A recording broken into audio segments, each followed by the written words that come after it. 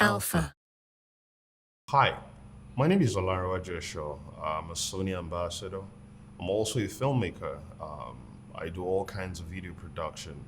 Now, I could recall in my last webinars, I talked, extensively about the choice camera that I use, which is the Sony Alpha A7 III. But today, in today's webinar, I would like to discuss more about lenses. And I have a bunch of lenses in the frame here, a 50 lens and an 85.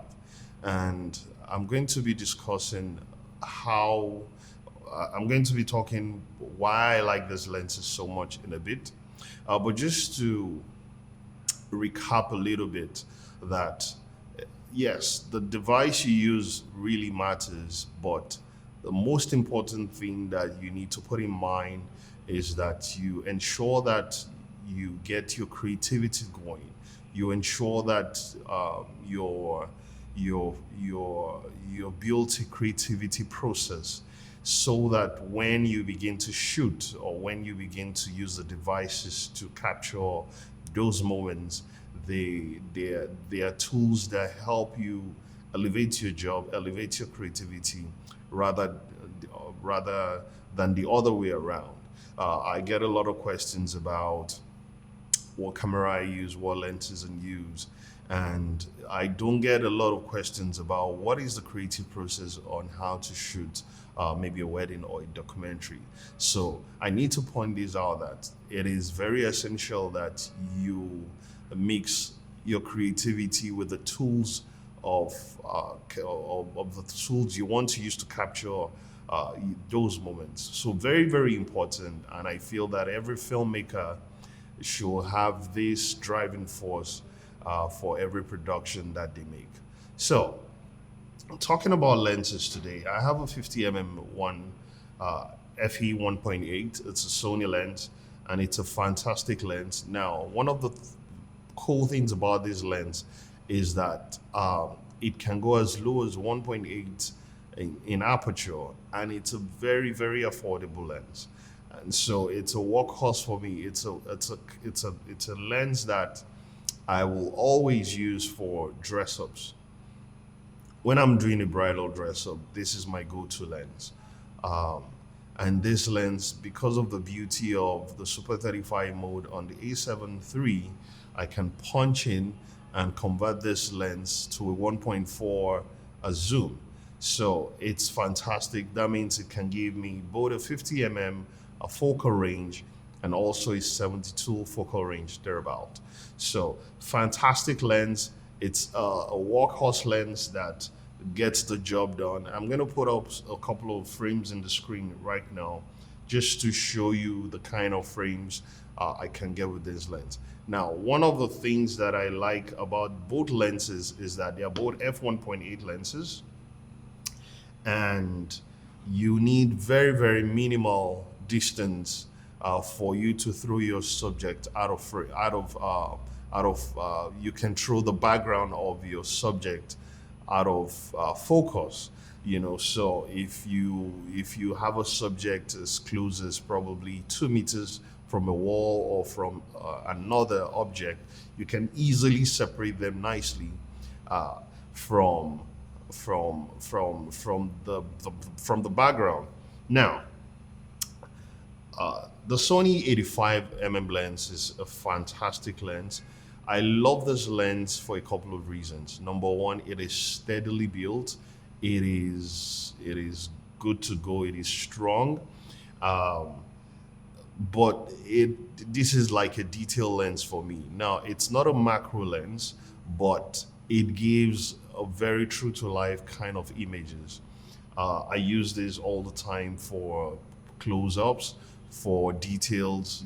When I'm trying to pick details of some shots, this is the go to lens for that. you know the focusing is fantastic. It responds well to the touch screen, and the focusing is smooth. There's no jittering, there's no breathing. uh, and the bokeh on this lens is fantastic. I love the sharpness of this lens. It is my go-to lens for a lot of scenarios. Now, talking about both lenses, this is my go-to lens for documentaries. There's a webinar I did about how to light, edit, and shoot a documentary. These are my two lenses for that project, and the simple reason is because I can do an accent camera, what I like to call an accent camera or a side camera with an 85. Uh, that is opposite the lighting, that it's always opposite the key light, and also the 50 mm for my portrait, for my landscape shot. So these are my two lenses of choice for documentaries, and they just work fine. You don't have any difference in color rendition as long as your cameras are set to the same settings, and you put these lenses on your cameras. They give you the same colors, they give you the same rendition. You don't have color differentials in any of the lenses. So when you're cutting from your close to a wide shot, it's similar, it's the same, there's no difference, and it makes your workflow a lot easier and a lot faster. Now, I haven't talked about these two lenses. They're budget friendly. They're lenses that you can interchange, or you can put on two camera bodies and you can shoot all day. Now, I have one more lens I want to talk about, and that is the 24 to 70. Now, this lens is a lens that, if you must have one lens, if you must use one lens, this is the lens you need to go for.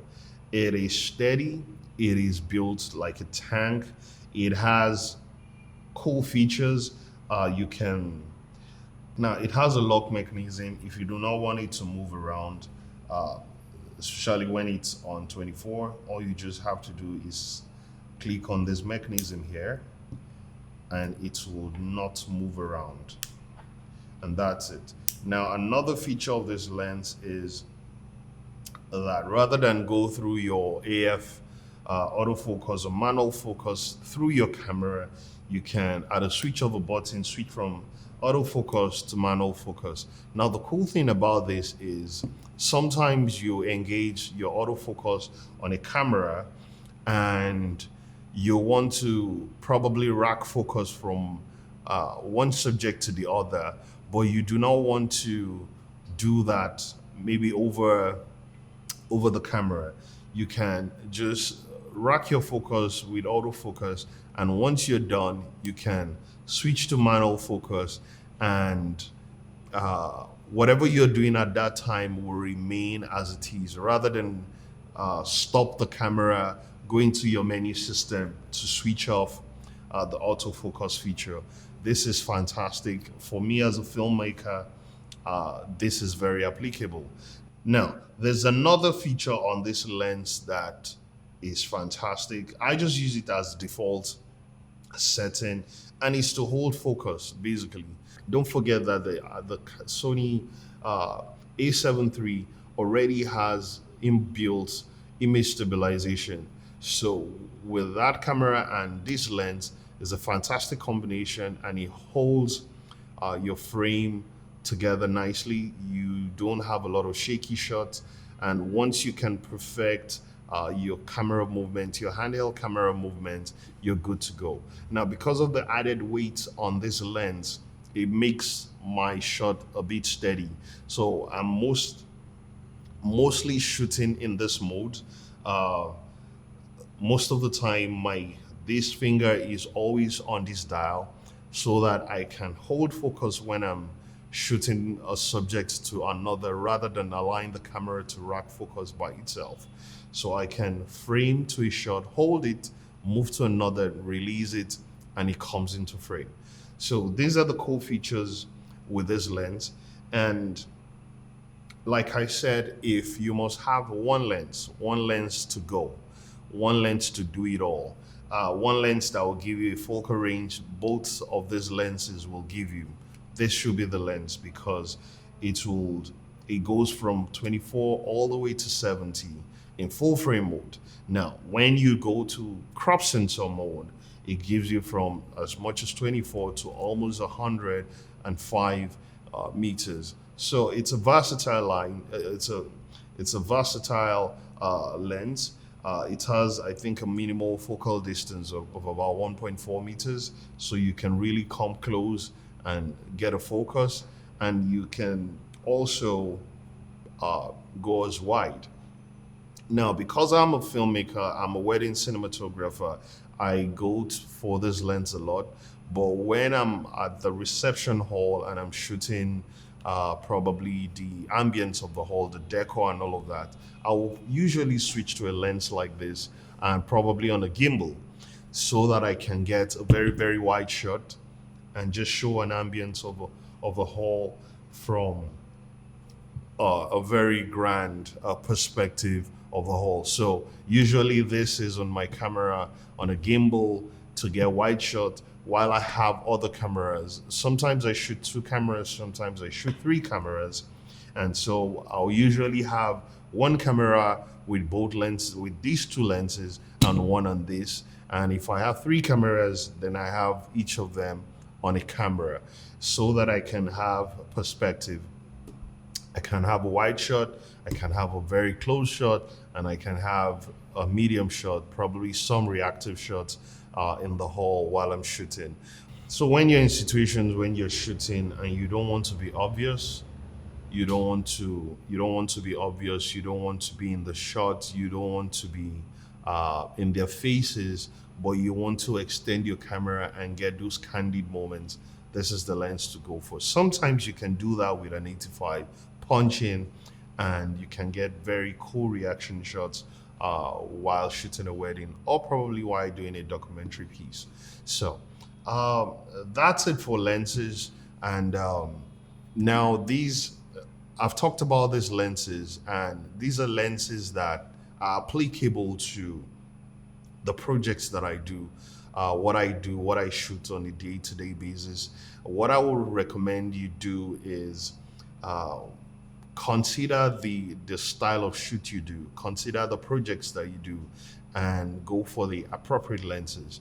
Now, these are the lenses that work for me, and I hope you've been able to understand my thought process, how I apply these lenses to my workflow.